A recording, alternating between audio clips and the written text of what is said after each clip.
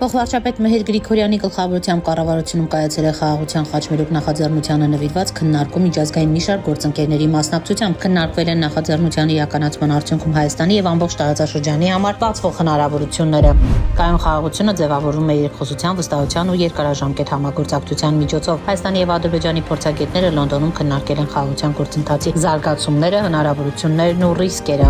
Անկարան աջակցում է այն բոլոր քայլերին, որոնց նպատակը Հորմուզի նեղուցի ապաշրջափակումն է, հայտարարել է Թուրքիայի արտաքին գործերի նախարար Հական Ֆիդանը։ Թուրքական դիվանագիտության ղեկավարի խոսքով Անկարայում նաև դեմ են, որ Հորմուզի նեղուցը վերածվի յուրատեսակ զենքի հակամարտող կողմերի ձեռքում։ ԱՄՆ նախագահ Դոնալդ Թրամփը մեկնել է Չինաստանի նախագահ Սին Ցզինպինի հետ քննարկելու Իրանի շուրջ ստեղծված իրավիճակը։ Ըստ Թրամփի, Վաշինգտոնը չի ակնկալում Պեկինի օգնությունն իրավիճակը կարգավորելու հարցում, սակայն Իրանը կլինի հանդիպման հիմնական թեման։